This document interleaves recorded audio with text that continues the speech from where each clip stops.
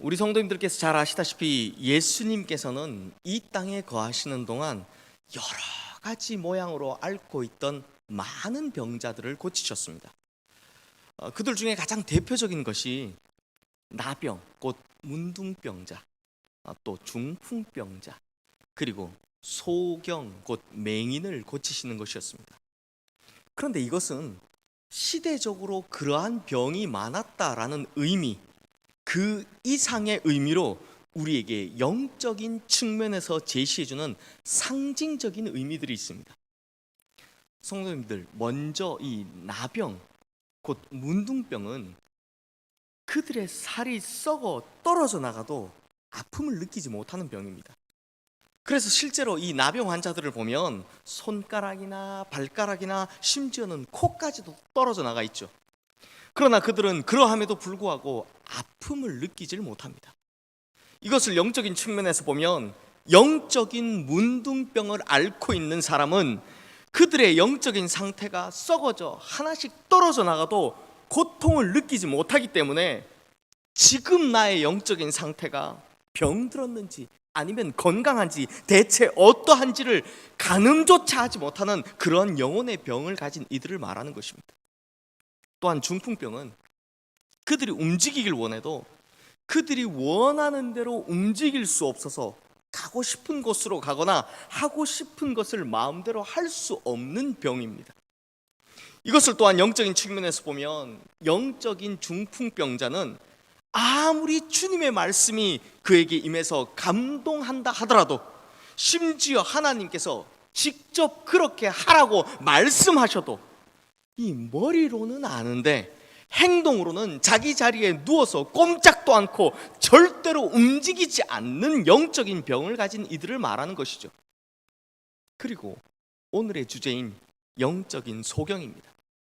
참 이상하게도 이번 사순절에 영상 예배를 진행하면서 하나님께서 계속해서 제게 이 영적인 눈에 대해서 설교를 하게 하시는데요. 성도님들, 먼저 간단히 말씀드리자면 영적인 소경들이란 육신의 눈은 뜨고 있으나 영적인 눈이 어두워서 하나님께서 역사하시는 것들이나 혹은 하나님께서 이루어 가시는 섭리들, 이와 같은 것들을 절대로 보지 못하는 이들을 말하는 것입니다. 그리고 이러한 영적인 소경을 바로 오늘 본문이 우리에게 잘 보여주고 있습니다. 성도님들, 세례 요한은 예수 그리스도의 선구자였습니다. 그러니까 세례 요한은 예수님보다 6개월 먼저 태어나 예수님의 사역이 시작됨을 알리는 신호탄 역할을 한 사람이었습니다. 말라기 4장 5절에서 6절 말씀은 구약 성경의 맨 마지막 두 절인데요, 이 구약 성경 맨 마지막 부분에 보면 메시아가 오시기 전에 선지자 엘리야가 메시아의 선구자 역할로 먼저 올 것을 미리 예언하고 있습니다. 그리고 이 예언의 성취로 바로 세례 요한이 온 것이죠. 그렇다면 성도님들, 그때 당시에 이 모든 성경의 예언을 가장 잘 알고 있었던 사람이 누구였을까요? 당연히 유대의 영적인 지도자들, 종교 지도자들 아니었겠습니까? 그래서 오늘 본문 19절 말씀을 보면 백성들이 세례 요한을 찾아가서 그가 메시아인지 아닌지 그 정체를 물어보라고 대표로 보낸 이들이 바로 제사장들과 레위인들이었습니다. 그래서 오늘 본문은 이렇게 대표로 뽑힌 제사장들과 레위인들이 세례 요한을 찾아와서 내가 누구냐라고 묻는 장면에서 시작되고 있습니다. 그런데 성도님들, 지금 제사장들과 레위인들이 세례 요한에게 와서 내가 누구냐라고 묻는 이유가 무엇입니까? 답은 간단합니다. 바로 유대의 영적 지도자라고 하는 사람들이 지금 하나님께서 이끌어 가시는 영적인 상황, 이 영적인 흐름이 어떻게 진행되고 있는지를 전혀 모르고 있기 때문입니다. 그러므로 오늘 본문의 사건은 당시의 유대의 영적인 지도자들이 얼마나 영적으로 무지했는가를 잘 보여주고 있는 것입니다. 그러니 예언이 성취되었는데, 그래서 실체가 왔는데 유대의 종교 지도자들은 이 사실을 전혀 전혀 모르고 있더라라는 것입니다. 그러므로 오늘 본문이 말하고 있는 핵심은 바로 이것입니다. 그들이 바로 영적인 소경이었다라는 것입니다. 성도님들, 사실 당시의 종교 지도자들은요, 구약 성경의 모든 말씀을 다 외우고 있었습니다. 그래서 어떤 성경 본문에 점 하나, 획 하나가 있는지 없는지까지 정확하게 끄집어내고 판단하는 사람들이었습니다. 하여튼 성경에 대해서만큼은 도통한 사람들이죠. 쪽집게 도사들인 것입니다. 그런데 이 복음서에 보면요, 이들이 아는 것은 정말 많은 반면에 얼마나 영적으로는 무지했는지를 자주 보여주고 있습니다. 특별히 마태복음 2장 말씀에 보면 동방 박사들이 예루살렘에 와서는 유대인으로 나신 왕께 경배하러 왔노라 라고 했더니 온 예루살렘이 발칵 뒤집혀서 소동이 일어나는 장면이 나옵니다. 이 소리를 들은 헤롯 왕이 놀라서 허겁지겁 대제사장들과 서기관들을 불러 그들에게 자문을 구했습니다. 야, 성경에 그리스도가 어디서 난다고 했느냐? 그랬더니 서기관들이 정확하게 대답합니다. 유대 베들레헴입니다. 어째서 그런가 했더니 서기관들이 성경 구절을 들어서 이야기를 합니다. 미가서 5장 2절 말씀을 보면 베들레헴 에브라다야, 너는 유다 족속 중에 작을지라도 이스라엘을 다스릴 자가 내게서 내게로 나올 것이라. 그의 근본은 상고에 영원에 있느니라 라고 쓰여 있기 때문에 분명히 베들레헴에서 메시아가 태어난다라고 이야기를 하는 것입니다. 사랑하는 성도님들, 이 대제사장과 서기관들의 말이 정확한 것이었을까요? 아니면 틀린 것이었을까요? 정확한 것이었습니다. 그들은 정확한 성경의 지식을 가지고 있었던 것입니다. 그러니 한번 보십시오. 이 동방 박사들이 가지고 있는 지식은 별을 보고 유대 땅을 찾아오는 정말 희미한 지식이었지만, 대제사장들과 서기관들이 가지고 있는 지식은 성경에 기록되어 있는 명확하게 예언된 지식이었습니다. 생각해보면 이 동방 박사들이 별을 보고 메시아를 찾아왔다라고 하는 이 이야기는요, 어떻게 보면 정말 뜬구름 잡는 이야기처럼 들리지 않습니까? 참 흐릿한 정보입니다. 그런 반면에 대제사장들과 서기관들이 가지고 있는 정보는 문자로 기록된 확실한 하나님의 말씀이었습니다. 그런데 결과적으로 어떤 일이 일어났습니까? 어렴풋이 인도함을 받은 동방 박사들은 결국 예수님을 찾아와 예수님을 만나고 예수님께 경배했습니다. 하지만 확실한 지식을 가지고 있었던 대제사장들과 서기관들이 예수님을 찾아왔다, 예수님을 만났다, 예수님께 경배했다라는 그 구절은 성경 어디에도 찾아볼 수 없습니다. 그러므로 오늘 본문 말씀과 더불어 마태복음 2장 말씀에 나오는 이 동방 박사의 이야기에서 고발하고자 하는 성경의 메시지가 무엇입니까? 그들이 바로 영적인 소경들이었다라는 것입니다. 성도님들, 하나님께서는 분명히 유대인들에게 말씀을 주셨습니다. 그래서 그들은 수천 년 전부터 하나님의 말씀을 언약으로 받은 본디 언약 안에 있는 백성들이었습니다. 그런데 이제는 언약 밖의 백성들이 되어버렸습니다. 도리어 언약 밖에 있었던 이방 족속, 아라비아 출신의 동방 박사들이 이제는 언약 안의 백성이 되어버렸다라는 것입니다. 왜 이런 일이 일어났습니까? 본디 언약 안에 있던 백성들, 즉 유대인들이 바로 영적인 소경이 되어버렸기 때문입니다. 그렇다면 성도님들, 이 이야기가 비단 유대인들과 그들의 영적인 지도자들에게만 해당되는 말씀일까요? 아닙니다. 하나님께서는 지금 우리들에게도 이 말씀을 주셨습니다. 하나님께 나아가는 길이 적힌 지도를 주셨다라는 것입니다. 그런데 교회에 올 때 폼으로는 이 성경책을 옆구리에 탁 끼고 이렇게 차고 오지만 정작 주중에는 단 한 번도 펼쳐보지 않는 사람이라면, 혹은 스마트폰을 사서는 왠지 양심상 이 성경 어플 정도는 깔아둬야 할 것 같아서 그렇게 하긴 했지만 정작 그 어플을 펼쳐서 하나님의 말씀을 한 번도 보지 않은 사람이라면, 그런 사람이 바로 영적인 소경이다라는 것입니다. 뿐만 아니라 하나님의 말씀에 대해 지식적으로는 많이 안다 해도 그 안에 있는 복음의 비밀을 찾아낼 능력이 없다면 그 상태로 교회를 몇십 년 다니고 교회 안에서 무슨 직분을 가지고 또 무슨 봉사를 하고 있던 간에 그런 사람은 바로 오늘 본문이 말하고 있는 영적인 소경, 즉 이제 언약 밖으로 튕겨나간 유대인들과 마찬가지다라는 것입니다. 사랑하는 성도님들, 그렇다면 이제 우리에게 중요한 문제가 생겼습니다. 그러면 대체 우리는 어떻게 해야 영적인 소경을 탈출할 수 있을까요? 그래서 오늘 설교에는 우리가 영적인 소경을 탈출할 수 있는 비결 3가지로 정리해 말씀드리려 합니다. 우리 성도님들, 이 영적인 소경을 탈출하는 3가지의 비결을 꼭 명심하셔서 어두웠던 영적인 눈을 뜨고 이제 하나님의 섭리를 바라보는 밝은 영안을 가지시는 성도님들 되시기를 축원합니다. 자, 그럼 이제 영적인 소경 탈출의 비밀 그 첫 번째입니다. 성도님들, 당시 종교 지도자들의 신앙적인 특징이 무엇이었습니까? 율법주의죠. 지식적으로는 잘 알고 있었습니다. 그리고 갖춰진 율법의 틀 안에선 정말 철저하게 움직이려 합니다. 그러나 결코 하나님의 음성을 듣지도 못하고 듣는 방법도 모르며 말씀하시고 부르시는 곳에는 가지 않으려고 합니다. 아니, 듣지를 못하니 갈 수가 있나요? 그러나 우리는 더합니다.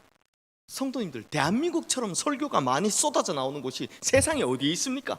마음만 먹으면요, 정말 손가락 몇 번만 까딱하면요, 좋은 설교, 은혜로운 설교 언제 어디서든 마음껏 들을 수 있습니다.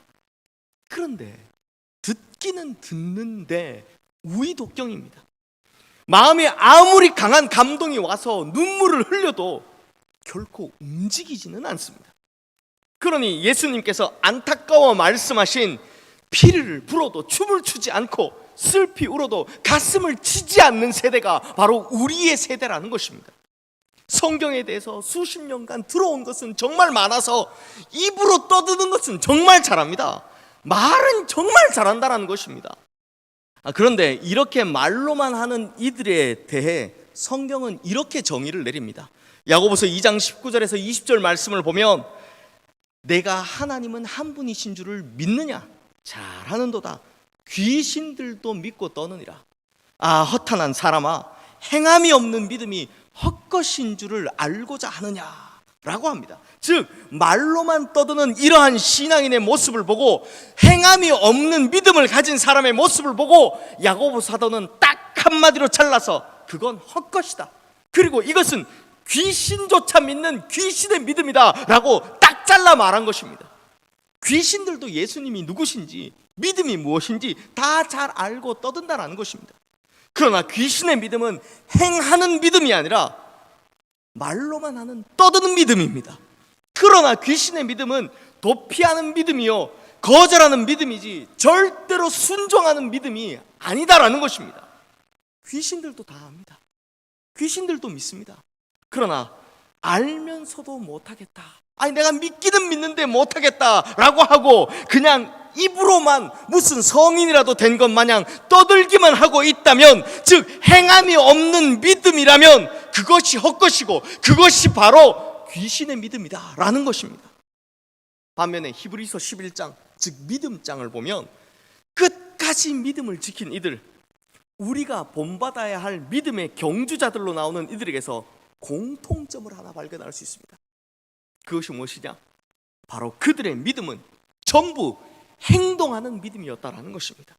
한 사람도 예외 없이 전부 행동하는 믿음을 가진 사람들이었다라는 것입니다. 머리로만 아는 믿음이 아니라 아는 만큼 살아가는 믿음, 하나님의 말씀에 대한 깨달음이 일어난 동시에 그 깨달음에 의한 순종이 드러나는 믿음, 바로 이런 믿음의 소유자들이었다라는 것입니다. 그래서 보면 믿음장이라 불리는 히브리서 11장 말씀에 나오는 믿음의 경주자들의 믿음은요 모두 다 동사로 표현되어 있습니다. 믿음으로 아벨은 희생의 제물을 드렸습니다. 믿음으로 노아는 방주를 준비했습니다.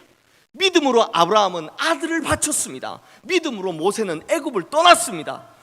여기에서의 믿음은 모두 다 동사더라라는 것입니다. 그러므로 믿음에는 행동이란 뜻이 담겨져 있는 것이고, 믿음에는 반드시 아는 것을 넘어 순종하는 행동이 반드시 수반되기 마련이다라는 것입니다. 그러므로 믿는다고 하면서도 행동하지 않는다면 그 믿음은 귀신의 믿음이요, 어리석은 대제사장들과 서기관들과 같은 믿음이더라라는 것입니다. 그러하기에 이러한 믿음을 가진 사람들은 당연지사 영적인 소경들이다 라는 것이죠. 그러므로 이제 우리 성도님들은 하나님의 말씀을 깨닫는 즉시 순종하는 능력을 가지는 진짜 믿음 있는 성도님들 되시기를 주님의 이름으로 축원합니다. 그러므로 성도님들, 행동하는 믿음을 가지는 것, 이것이 바로 영적인 소경을 탈출하는 첫 번째 비결이라는 것을 반드시 명심하시기를 바랍니다. 이제 영적인 소경 탈출의 비밀 그 두 번째입니다.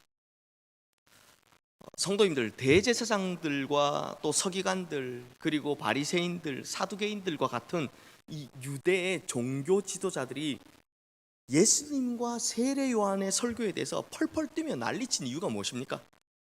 성경을 그렇게 잘 알고 있으면서도 대체 왜 그렇게 예수님과 세례 요한의 설교에 대해서는 분을 품었을까요? 다름 아닌 그 메시지가 회개하라, 천국이 가까웠느니라 라는 것이었기 때문입니다. 왜 그렇겠습니까? 세리와 창기를 향해서 회개하라, 천국이 가까웠느니라 라고 하면 그 말씀에 대해서 이들도 고개를 끄덕입니다. 아, 그렇지, 맞는 얘기야, 저런 사람들 저 회개해야 돼 라고 하는 겁니다. 그런데 자세히 들어보니까 예수님이나 세례 요한의 메시지가 세리나 창기를 향한 메시지가 아니라 오히려 자기들을 향한 메시지더라라는 것입니다. 야, 제사장들, 서기관들, 바리새인들, 사두개인들, 너희들이나 회개하라 라고 말씀하고 있는 것입니다. 그래서 화가 난 것입니다. 아니, 내가 회개할 것이 어디 있느냐 라고 하면서 말입니다. 나는 정당하다라는 것입니다. 내가 11조를 비롯한 헌금 생활 철저히 했지, 일주일에 이틀씩이나 꼭꼭 금식했지, 그리고 율법이 말하는 규례를 다 지켰는데, 아니 나보고 회개하라고? 아니 이런 죽일 놈이 있나 하면서 예수님을 죽여버린 것입니다. 성도님들, 이것이 무슨 이야기입니까? 예수 잘 믿는다는 사람들이 영적인 교만에 빠지면 오히려 주님의 원수가 될 수 있다는 것입니다. 그리고 영적인 교만에 빠지면 자신의 모습이 이만하면 됐다라고 생각하기 때문에 더 이상은 말씀 앞에 변화될 생각을 전혀 안 하게 된다는 것입니다. 성도님들, 우리가 영적인 교만에 빠지는 이유가 무엇입니까? 이거 참 중요한데요, 우리가 영적인 교만에 빠지게 되는 가장 결정적인 이유는 우리가 우리의 인생의 주인이 되고 싶기 때문입니다.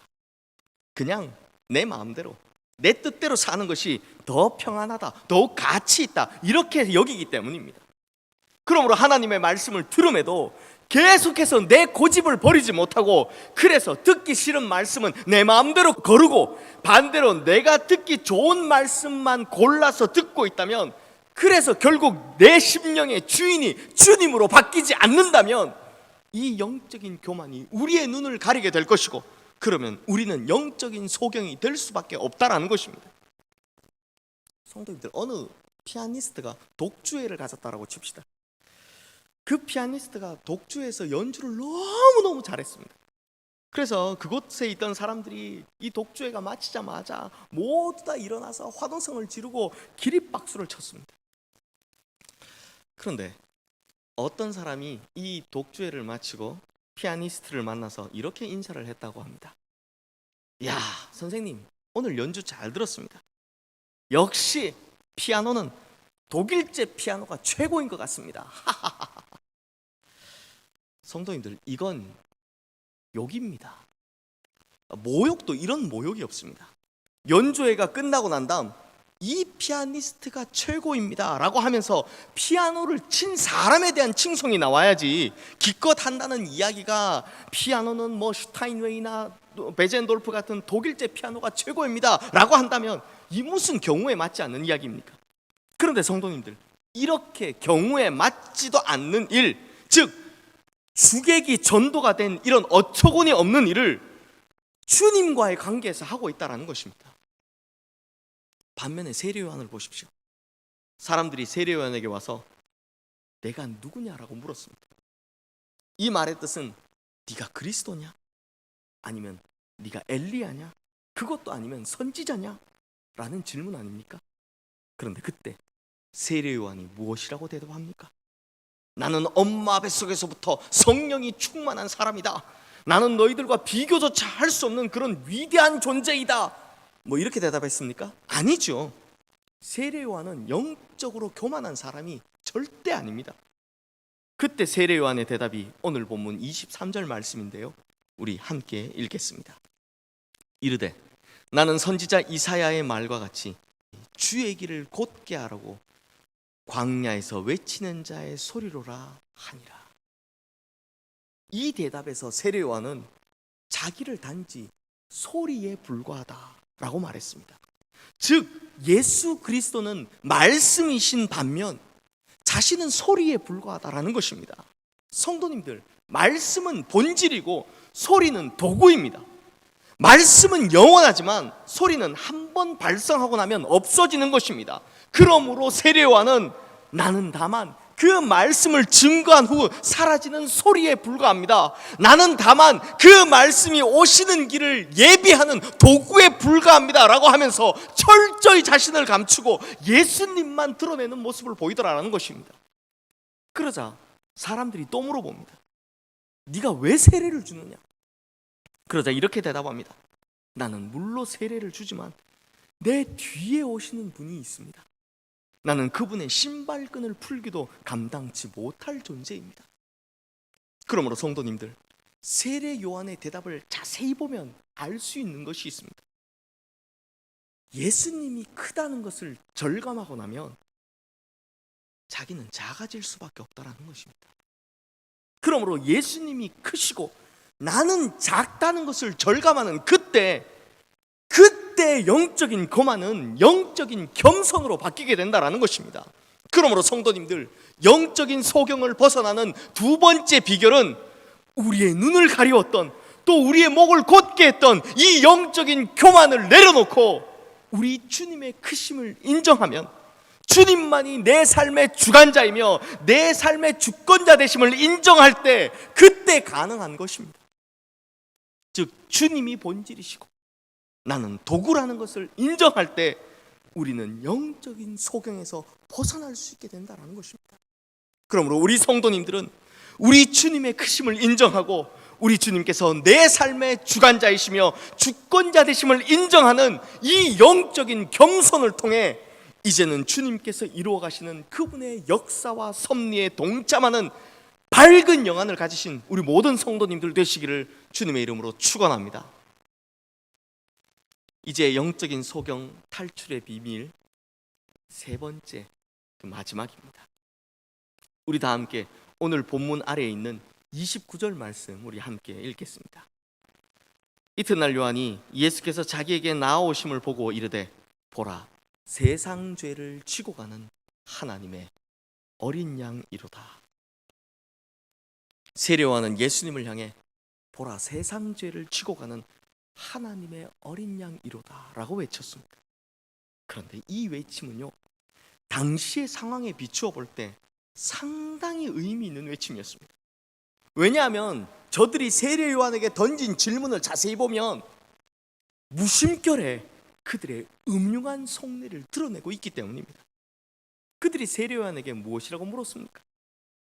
네가 혹시 그리스도냐? 네가 혹시 엘리야냐? 그것도 아니면 선지자냐? 그런데 이 질문을 자세히 들여다보면 이 질문은 모두 그들에게 성공이나 승리나 만족을 가져다주는 칭호를 대신하는 이름들입니다.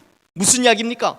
이 사람들은 엘리야처럼 갈멜산에서와 같이 큰 승리를 안겨다줄 선지자, 모세와 같이 만나와 메추라기를 먹여주고 반석에서 터진 물을 주고 그래서 결국 가나안에 성공적으로 데려다줄 그런 승리자만을 찾고 있었다라는 것입니다. 그런데 요한이 소개한 예수님은 어떤 분입니까? 세상 죄를 지고 가는 하나님의 어린 양입니다.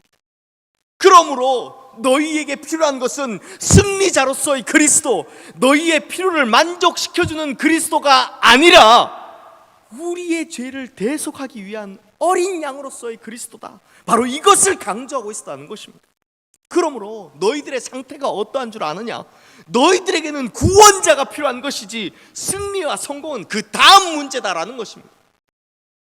그런데 문제는 지금 우리들이 기대하는 그리스도도 이러한 잘못된 모습인 경우들이 많다라는 것입니다. 우리의 필요를 채워주십시오. 모세가 광야에서 만나와 메추라기를 주고 반석에서 물을 주었던 것과 마찬가지로 우리는 우리의 필요를 채워줄 그런 그리스도를 원합니다 라고 하고 있더라는 것입니다. 그러니 본문의 유대인들이 원했던 이 그리스도와 지금 우리가 원하고 있는 그리스도의 모습이 별반 다르지 않다, 전혀 다르지 않다라는 것입니다. 그러므로 똑같은 영적인 소경들이다라는 것입니다. 그런데 성도님들, 말기암 환자가 있다고 한번 쳐봅시다. 지금 이분이 거반 죽게 되었습니다. 만약 우리 성도님들이 그 사람이라면 그때 이 말기암으로 말미암아 죽게 되었을 때 성공이 문제겠습니까? 취직이 문제겠습니까? 돈 잘 버는 것이 문제겠습니까? 아닙니다. 이 사람의 문제는 당장 사는 것이 문제입니다. 그런데 왜 좋은 곳에 취직이니 돈 많이 버는 것이니 이것부터 기도하고 있습니까? 지금 자기 자신의 영적인 상태에 대한 심각성을 전혀 깨닫지 못하기 때문에 이렇게 기도하고 있다는 것입니다. 사랑하는 성도님들, 우리에게는요 필요가 중요한 것이 아니라 본질이 중요한 것입니다. 그러므로 영적인 소경을 벗어나는 마지막 비결은 내가 원하는 예수 그리스도를 내려놓고, 내가 그려놓은 예수 그리스도를 내려놓고 또한 예수를 믿음으로 당연히 생길 것이다 라고 생각하는 그런 콩고물 같은 것들, 성공, 행복, 세상적인 승리, 부유함, 이 모든 것들을 다 내려놓고 오로지 우리의 구원자 되신 예수 그리스도, 이 본질을 쫓아가는 것이 바로 영적인 소경을 벗어나는 비결이다라는 것입니다. 그러므로 우리 성도님들은 예수 믿는다고 하면서 예수님 외에 다른 콩고물에 눈 돌리지 않기를 주님의 이름으로 축원합니다.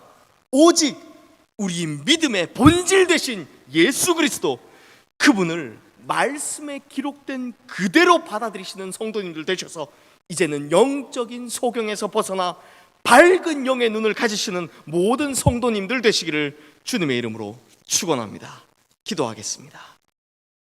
하나님 아버지, 영적인 소경에서 벗어나는 사람은 믿음을 아는 것에 그치지 않고 말로만 떠드는 것이 아니라 순종함으로 자신의 삶에서 살아내는 사람임을 깨닫습니다. 또한 나는 작고 주님은 크심을 인정하며 온전한 주님의 도구로서의 삶을 살아가는 사람임도 깨닫습니다. 그리고 예수 그리스도를 믿음으로 내가 추구하는 것들을 얻으려고 하는 것이 아닌 예수 그리스도께서 말씀을 통해 보여주신 그대로를 믿고 따르는 사람이 영적인 소경에서 벗어나는 사람임을 깨닫습니다. 그러므로 하나님 아버지, 오늘 말씀을 통해 일깨워 주신 이 모든 것들이 우리의 심령과 삶에서 이루어져 이제는 우리가 영적인 소경에서 벗어나는 인생이 되게 하여 주시옵소서. 뿐만 아니라 이제는 밝은 영의 눈을 가지고 주님께서 이루어 가시는 그 역사에 동참하고 주님께서 펼쳐 가시는 그 놀라운 섭리를 이해하는 자들이 다 되게 하여 주시옵소서. 우리의 눈을, 영의 눈을 밝히시는 우리 주 예수 그리스도의 이름으로 기도드리옵나이다. 아멘.